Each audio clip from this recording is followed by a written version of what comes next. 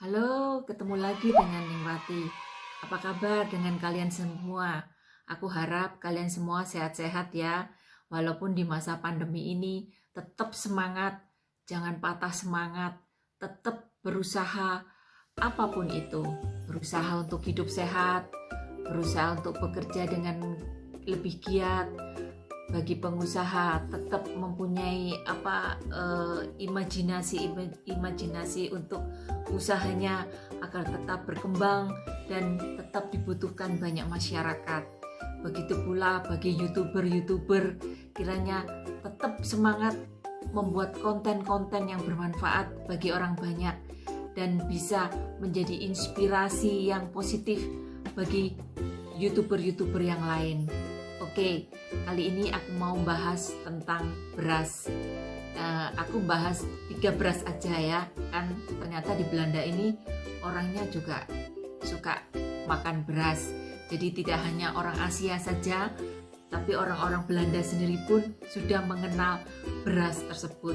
Ada yang suka dibikin nasi goreng atau nasi apapun itu. Ya, jadi unik dan menarik sekali.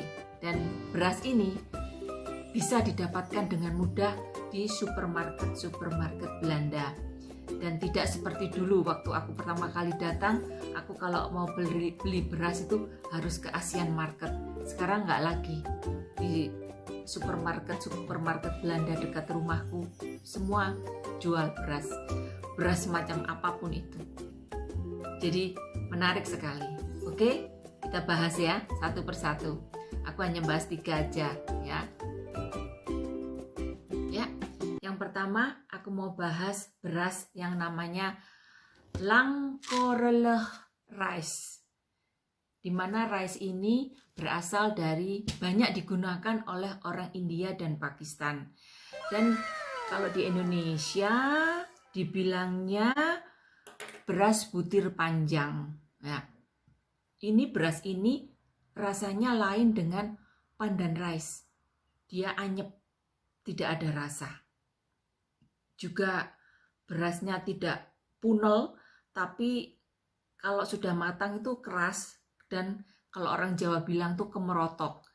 Aku biasanya menggunakan beras ini, Langkorrelig rice ini untuk nasi goreng. Karena kan nasi goreng itu biasanya berasnya tuh yang kemerotok gitu ya, itu kan lebih enak. Nah terus dikasih bumbu-bumbu penyedap lain, waduh tambah leker gitu. Jadi berdasarkan ervaring itu pengalaman yang aku bikin sendiri, ternyata Langkorrelig itu cocok untuk bikin nasi goreng kalau untuk orang Indonesia ya. Juga cara memasaknya tidak perlu harus di rice cooker. Aku pakai cara orang zaman dulu, nanak nasi itu kayak diliwet gitu nasinya. Dan ternyata orang bule, ini aku dengar bukan orang Belanda saja, tapi bule-bule lain, cara nanak nasinya itu seperti ini. Jadi ditaruh di pancinya kasih air, terus berasnya tuh dimasukkan di situ, ditunggu sampai agak asat, apa sih asat itu, airnya mengering sedikit, terus langsung kompornya dimatikan, airnya dibuang, terus nasinya tuh ditutup dengan tutup panci itu kurang lebih 15 menit dan dia akan mengembang sendiri dan akan empuk sendiri. Setelah itu aku kan nggak pernah ya, aku dulu di Indonesia aku memang nggak pernah masak ya. Jadi masak pun sudah pakai rice cooker, tahu cetek mateng gitu, nggak pernah kayak ngeliwet apa itu aku nggak pernah. Jadi ini pengalaman yang unik buat aku. Aku tahunya nanak nasi cara orang bule ini juga dari temenku bule. Kan waktu itu aku mau masak di rumahnya, udah aku tak bawa rice cooker. Ngapain kamu bawa rice cooker? Di panci ini aja sudah bisa. Loh, yang bener. Iya, lihatlah, masa kamu kalah sama aku, Wati? Aku ini orang bule loh. Kamu tuh orang Asia yang tiap kali makan nasi, dia bilang gitu. Oh ya, kita ketawa. Dari dia aku belajar, bayangin kan, malu-maluin ya. Tapi ya udahlah, nggak ada kata malu. kalau untuk belajar. Dari situ aku sekarang kalau nanak nasi nggak harus di rice cooker, jadi ditaruh di panci gitu aja sudah cepet matangnya begitu. Jadi simple sekali yang namanya langkoreleh rice ini, yang dalam bahasa Indonesia beras butir panjang. Sepertinya kalau tak lihat dari ingredientsnya di sini agak kadar gulanya agak sedikit, enggak tinggi seperti pandan rice gitu. Nanti akan ditulis di bawahnya langkoreleh rice, nanti ada tulisannya gitu ya. Oke, ya kita bahas selanjutnya ya, beras yang selanjutnya. Nah, pembahasan yang kedua, aku mau bahas beras yang namanya silver fleece rice, atau dalam bahasa Indonesia beras gandum, beras merah, yang fungsinya banyak sekali, terutama bagi penderita diabetes, terus hipertensi. Itu bagus sekali untuk bisa menormalkan begitu. Dan aku sering makan ini, yang rasanya juga seperti beras langkoreleh ini tadi, jadi anyep gitu ya, juga agak kemerotok gitu, tapi ya gak apa-apa, selama itu untuk kesehatan ya aku makan, karena aku juga punya diabetes ya, diabetes juga darah tinggi dan sedikit sekali kolesterol, makanya aku selalu menggunakan ini, beras ini untuk diriku sendiri, karena anak dan suamiku nggak suka karena ya rasanya ya. Jadi begitulah, aku makan satu hari, nggak tiap hari aku makan nasi ya. Kadang aku cuman makan malam itu sayur sama buah, atau sayur sama ikan, sayur sama ayam, begitu aku.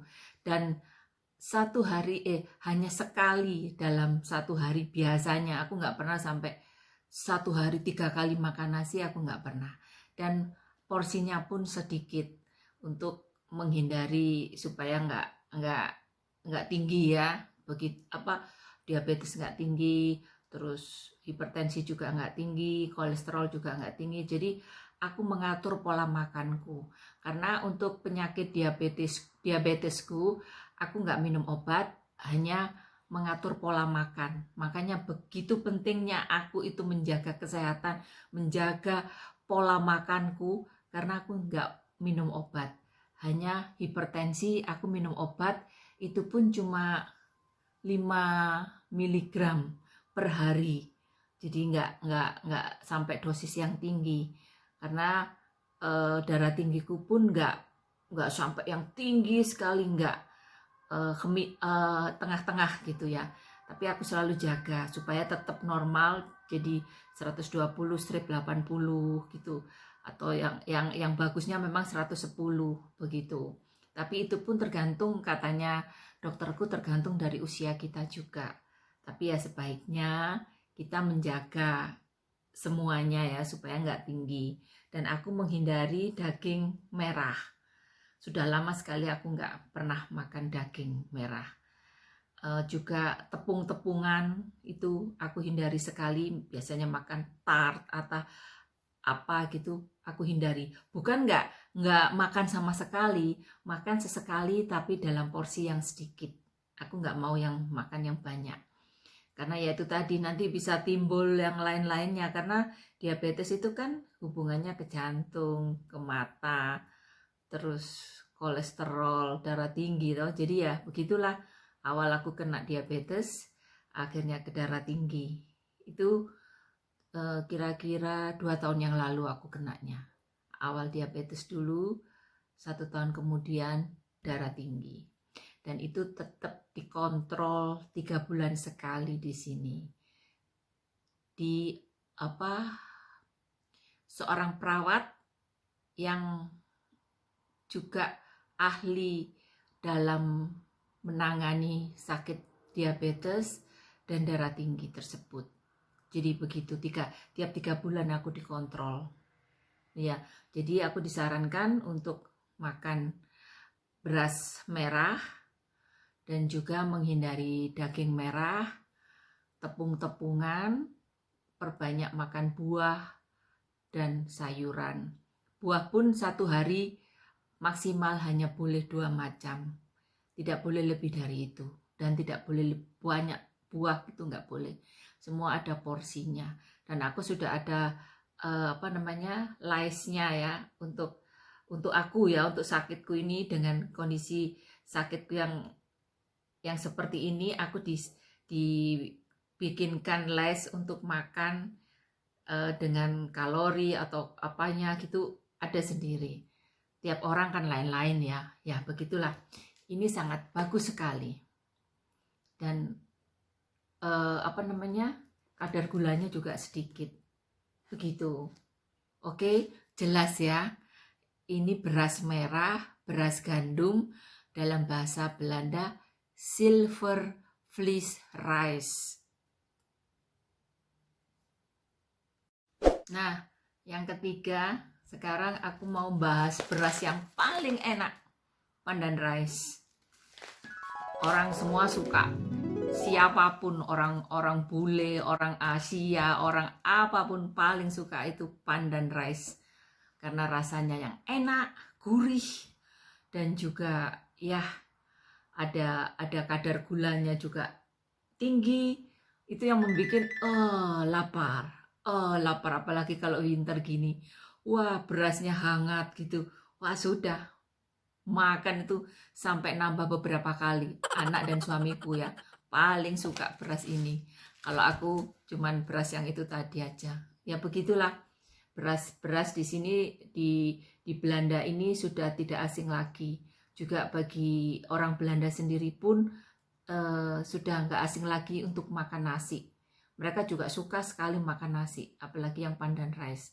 Juga makan ini ya, mereka juga suka karena orang Belanda suka sekali dengan menjaga kesehatan. Jadi dipilih semua, dibaca semua manfaatnya apa, mereka sering pilih yang ini, beras merah itu.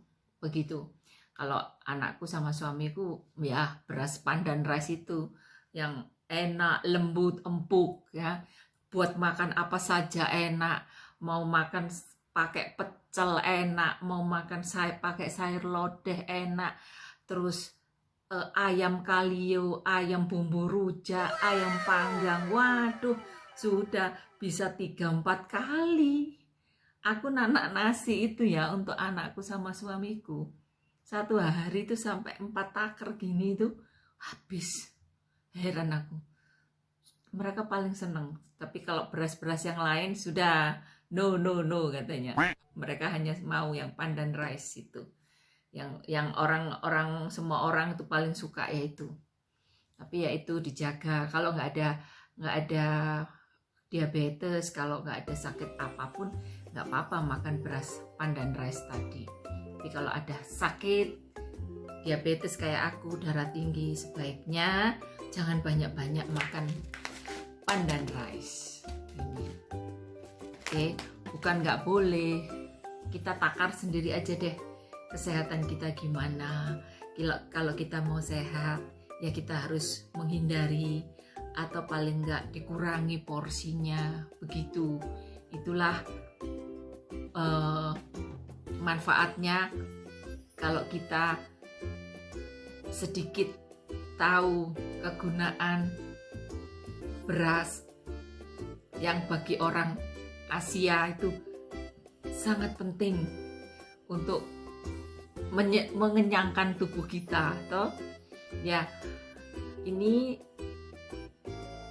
pandan rice ini nggak ada, maksudku semua orang udah tahu jadi kegunaannya apa, itu hanya untuk makan enak ya, lain dengan beras yang 2 tadi. Oke, jelas ya keteranganku ini. Nah, itulah 3 bahasan tentang beras kali ini. Semoga bermanfaat bagi kalian semua yang ingin hidup sehat. Semua beras itu baik, asalkan berguna untuk tubuh kita. Kalau yang sehat, makan apapun oke. Tapi kalau yang ada masalah kesehatan, sebaiknya sebelum membeli apapun, tidak hanya beras ya, tapi membeli makanan apapun, ceklah. Di belakang tuh biasanya kan ada pemakaian, terus ini apa untuk kondisinya dalam kandungan makanan tersebut ada apa saja, itu sebaiknya dibaca dulu. Sebelum membeli kita harus baca dulu. Itu kebiasaan orang Belanda di sini. Sebelum membeli apa-apa, mereka baca dulu. Apa sih ini? Oh, ini gini-gini, berguna nggak buat tubuhku? Gitu. Jadi sebelum membeli, teliti dulu, baca dulu. Apa sih ini maksudnya? Apa sih ini kegunaannya? Kalau kurang jelas bisa tanya pada pegawai yang ada di toko tersebut atau supermarket tersebut. Mereka akan bisa menjelaskan. Karena kalau di Belanda sini pekerjanya itu kalau kita tanya ini kegunaannya untuk apa? Oh ini mereka tahu karena sudah di training dulu sebelum masuk itu. Ya, begitulah. Jadi teliti sebelum membeli apapun itu. Bukan hanya beras, makanan atau barang lain. Benda-benda lain misalnya TV, kulkas atau apapun aja. Sebaiknya dibaca dulu. Diteliti dulu penggunaannya gimana, terus kadar gizinya, terus kadar proteinnya. Kalau makanannya itu harus kita sendiri yang harus teliti. Aku belajar di sini untuk mau membaca sebelum membeli, begitu. Dan itu diajarkan sama suamiku. Suamiku orangnya sangat teliti. Jadi kalau beli apa-apa di supermarket pun dia langsung baca. Oh, ini gini, gitu. Kalau itu nggak bagus untuk kesehatanku, dia nggak akan beli. Begitu. Nah, semoga ceritaku kali ini bermanfaat bagi kalian dan ada yang bisa dipetik. Dan terima kasih sudah nonton vlogku dan mungkin kalian berkenan mau like, subscribe. Aku terima kasih sekali. Semoga di vlog-vlog yang mendatang aku lebih berbobot lagi. Dan apabila kalian ada saran dan kritik, tulislah di bawahnya. Dan itu akan saya baca dan akan saya pertimbangkan. Terima kasih. Sampai ketemu lagi di vlog yang akan datang. God bless you. Dah.